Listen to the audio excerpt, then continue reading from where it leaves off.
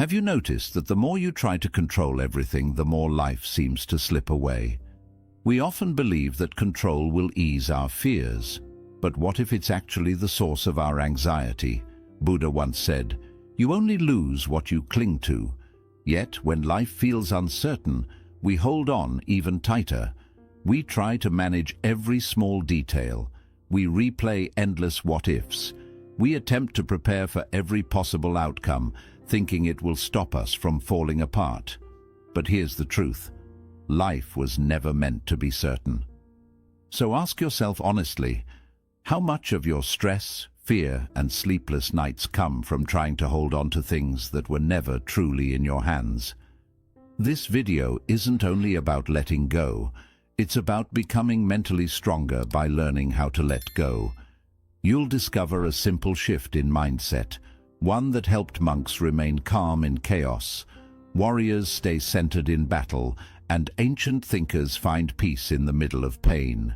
Yes, life is wild. It changes without warning. It doesn't care if you're ready.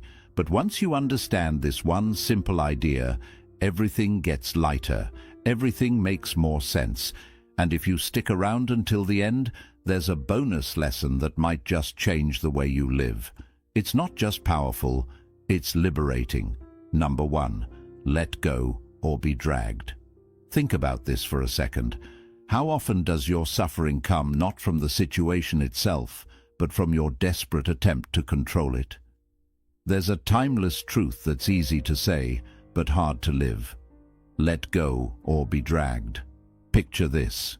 You're holding a burning coal, clutching it tighter, convinced that more control will somehow protect you. But the tighter you hold, the deeper it burns.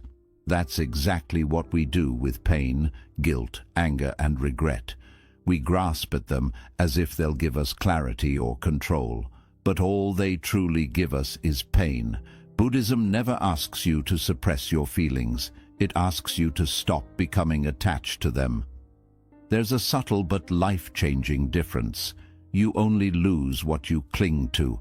That one sentence cuts straight through our modern chaos. Yet most people still confuse letting go with weakness, like it means surrendering to life. But here's the truth. Resistance is what traps us. Acceptance is what frees us. Ever caught yourself looping over the same thought, replaying a moment, wishing it had gone differently? Whether it's fear of what lies ahead, guilt for what's past, or disappointment in where you are now, it's not the moment that hurts. It's your unwillingness to accept it. Zen wisdom says, let go or be dragged. That dragging you feel, it's not life. It's your fight against what's already here. In our modern world, we're sold the illusion that control brings peace. We're told to prepare, to plan, to predict every twist of fate. But deep inside, there's a part of you that still can't sit quietly in uncertainty. And that's where the suffering grows. Real peace doesn't live in the known. It's found in the space where you stop trying to force answers and start letting things unfold. So ask yourself, what am I gripping that's quietly tearing me apart? Maybe it's an old belief, a false identity, or a future you thought you were supposed to have by now. But the truth is, the tighter you hold on, the heavier life becomes. Here's a shift to try. The next time life overwhelms you, don't ask, why is this happening to me? Ask instead, what am I still clinging to? That one question can break chains. Right now, pause, breathe. Is there something inside you, some tension, some truth you've been avoiding? Something you know deep down needs to be released. Maybe this is the moment. Not because life will magically fix itself, but because you'll finally stop fighting it. Letting go isn't about giving up. It's about growing beyond the need to control. It's walking through the storm without needing to change the weather. It's realizing that peace doesn't come from having all the answers. It comes from standing calmly in the middle of the unknown. And when you really let go, not just mentally but in how you live, you'll see. Life doesn't become easier because chaos ends. It becomes easier because you stop clinging to the flame. Peace begins the very moment you stop resisting what already is. 2. Observe without absorbing. Storms never knock before they enter. They rush in wild and without warning. But have you ever noticed that the sky never pushes them away? It holds space for the rain, the thunder, the chaos, and still remains untouched. Your mind can be just like that. The moment you stop trying to control every storm and instead become the sky that holds it, something shifts. You begin to experience peace, not by avoiding the chaos, but by not becoming part of it. Observe without absorbing. That's the quiet rule most of us forget. In today's world, where distractions pull at your focus and every emotion demands your attention, this might feel impossible, but it's not. It's the difference between getting swept up in every wave and learning how to surf. You are not your anxiety. You are not your frustration. These emotions are like clouds passing through the wide open space of your awareness. They come and go, but they are not you. The real you is the space in which they happen. The Buddha said, "Peace comes from within. Do not seek it without." That's not just something to print on a poster. It's a daily survival skill in a world overflowing with noise. If you're always searching for peace in your environment, in other people, in the news, in how the day unfolds, you'll constantly be disappointed. Because the world won't stop spinning, but your mind can stop absorbing every bump in the ride. Picture yourself in a noisy room. Thoughts are loud, emotions are louder. But then you pause, you take a breath, and you whisper to yourself, "This is just a thought. I don't have to believe it." Suddenly you're no longer drowning. You've become the stillness behind the noise. Every day gives you moments like this, when someone's words sting, when your mind starts racing, or when the world just feels too loud. In those moments, ask yourself, do I have to react, or can I simply notice this and let it pass? That one pause is where peace lives. Most people absorb the world like a sponge. They take in every insult, every worry, every fear, and carry it as if it's part of who they are. No wonder they feel so heavy. But you don't have to live that way. You can be the witness, the quiet presence that watches the waves roll in without needing to jump into the ocean. When the mind is calm enough to observe without attaching, you experience what Buddhists call mindfulness. Not just in silence or meditation, but in how you live, speak, and respond. You become grounded like a mountain, unmoved by every breeze. Now imagine your life like that. Imagine walking through a difficult day and not absorbing every complaint, every comment, every flicker of doubt. Not because you're numb, but because you've learned how to protect your peace. You're not cold, you're clear. You don't shut down your heart. You just stop giving it away to every passing thought. And once you begin to live this way, once you truly master the art of watching without becoming, you don't just weather the storm anymore. You rise above it. Because strong minds don't fight the wind. They rise by becoming the sky. 3. Care deeply, but not widely. There's a subtle form of suffering many of us carry. One that doesn't scream, but slowly drains us. It's the kind of pain that comes from trying to care about everything and everyone all at once. You want to be kind, supportive, aware, and always available. But somewhere along the way, your energy begins to fade. Not because you stopped caring, but because you started caring too widely. Like a single candle trying to light every room in a mansion, your flame begins to dim. Buddhism offers a gentle reminder. Care deeply, but not widely. It doesn't ask you to stop caring. It asks you to be wise with your care. To care without limits is not strength. It's a recipe for burnout. To care with intention is clarity. We live in a time when we're pulled in every direction.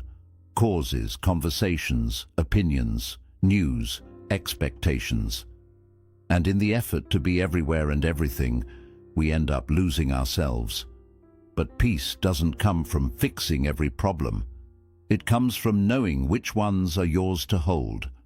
There's a simple yet powerful question that can guide your focus. Am I giving my energy to what nourishes me or to what drains me? The world will always ask more of you, but you don't have to say yes to every call. You don't have to chase every fire to prove your warmth. Think of the story of the monk who was asked how he remained calm amid the world's noise.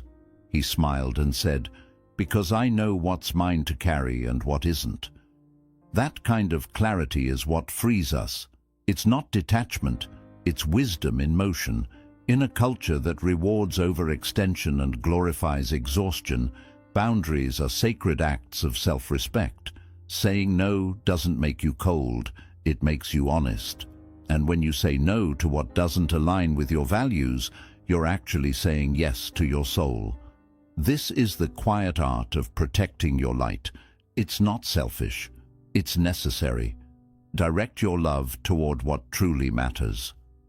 Not every argument deserves your voice. Not every opinion needs a response. Your energy is too precious to be spent on battles that don't bring you peace. In Buddhist thought, compassion is never careless.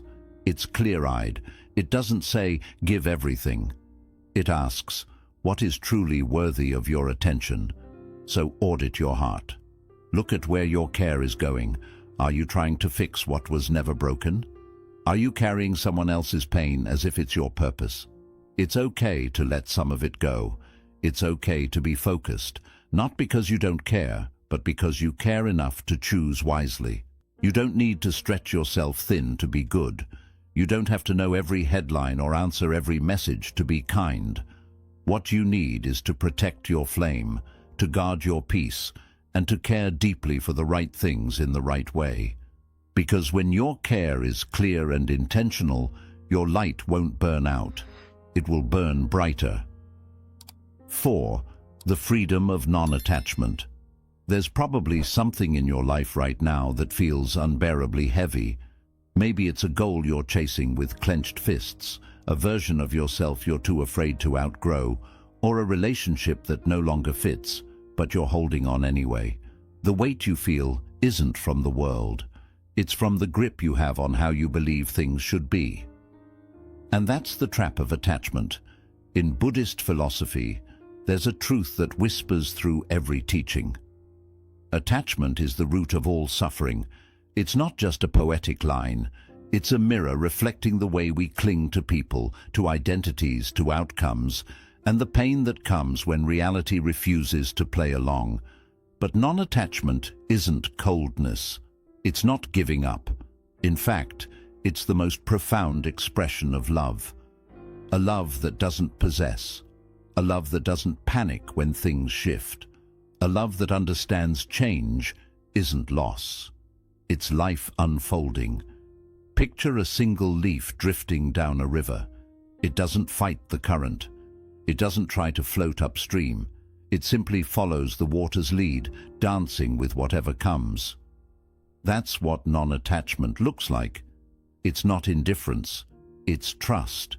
It's not weakness. It's surrender with strength. When you stop trying to control the current, something beautiful happens. You discover peace in the flow. Most of our suffering comes from our expectations, from clinging to a script that life never agreed to follow. We believe we must be the successful one, the strong one, the one who always has it together. But when reality doesn't match that picture, we don't just feel disappointment, we feel unworthy. Yet, here's the truth most people miss. You can chase your dreams with passion without attaching your identity to them. You can love someone fiercely without gripping them tightly. You can experience life fully without insisting it stay the same. Letting go doesn't mean you don't care. It means you stop trying to force what isn't yours to control. It's the courage to say, I trust the unfolding. I accept what is. And in that release, you'll feel something lift, a sudden lightness, like dropping a burden you didn't realize you were carrying. In that empty space, something unexpected arrives. Clarity, stillness, truth. Ask yourself, what am I clinging to that's creating tension within me? Is it an old version of who you think you should be? A plan that keeps slipping through your fingers? A fear of what you'll lose if you finally let go? Whatever it is, know this. You won't find peace by holding on tighter. You'll find it by loosening your grip. Every day offers you the chance to practice this. When a plan unravels, can you pause instead of panic? When someone challenges you, can you listen without clinging to your ego? When the unknown shows up at your doorstep, can you welcome it with openness instead of resistance? That's the heart of non-attachment. It doesn't mean abandoning your values. It means standing in them so confidently that you no longer need to control the outcome. You don't drown just because you fall into the water. You drown when you refuse to let go. Life will always move, and your peace depends on whether you fight that motion or learn to float with it. Letting go isn't giving up, it's waking up. Lesson 5. Respond, don't react. There's a sacred gap, barely a breath, between what life throws at you and how you choose to meet it. In that tiny space lives your calm, your clarity, and your true power. But most never notice it. They lash out without thinking, like a flame igniting in dry grass. The words come out fast, the emotions flare, and soon after comes regret. Why did I say that? Why did I let that take over? But ancient wisdom, especially from Buddhism, offers a powerful shift. Don't react, respond. Imagine a still, clear lake. It reflects the sky only when it's undisturbed. Stir the water, and the reflection breaks into chaos. The mind works the same way. Only in stillness can true clarity arise. Think back to the moments you've been triggered, when someone hurt you, when a plan fell apart, when life took you by surprise. Your jaw tightened, your breath shortened, and before you knew it, you snapped. But imagine if, in that instant, you paused. Just one mindful breath, just 1 second of stillness. You'd still feel the emotion, but you wouldn't become it. That pause is everything. That's where awareness lives. That's where wisdom begins. As the Buddha taught, do not let the behavior of others steal your peace. But that peace only exists when you choose to stay rooted in your own calm, your unshakable inner stillness. Ask yourself gently, am I reacting from emotion or responding with awareness? One path leads to pain and apology, the other to strength and peace. Reactions are fast, raw and defensive. Responses are grounded, thoughtful and wise. Reacting comes from ego and fear. Responding rises from presence, and presence only blooms when you're awake in the moment, when you've created that quiet space between what happens and how you choose to meet it. Picture a monk sitting calmly in the heart of a noisy, chaotic market. Children are running, vendors are shouting, dogs are barking, yet the monk stays centered. He's not unaware, he's just anchored. Rooted within himself, he doesn't allow the outer world to tear him apart. That's the essence of responding, staying steady in a world that never stops shaking. Life will test you, people will push your buttons, challenges will arrive without warning. But the real question is, can you remain grounded when the storm hits? Can you hold on to your stillness when the world grows loud? The next time anger rises or your nerves begin to flare, pause. Take one breath, one moment of silence. That's all it takes to shift, from fueling the fire to becoming the one who calms the flame. Mindfulness isn't passive. It's a daily discipline. It's the quiet strength to observe your emotions without letting them take control. In that practice, you become powerful, not because you master others, but because you master yourself. True strength doesn't shout in loud reactions. It lives in quiet decisions. Real power isn't in how forcefully you speak, but in how gracefully you respond. Bonus lesson: the power of presence. In a world pulling you in countless directions, with regrets from the past haunting you and fears of the future weighing you down, there is one practice that changes everything: the ability to be fully here, in this moment, just as it is. We often think peace will come once things are fixed, when problems are gone, when we're somewhere else, living a better version of later. But here's the truth. Peace is not a faraway destination. It isn't waiting for you in the future. Peace is already here, in this very moment. Pause and reflect. How often do you find yourself stuck in the future, worrying about what could go wrong, or trapped in the past, replaying moments you wish had been different? Both are illusions. The future hasn't arrived yet, and the past is already gone.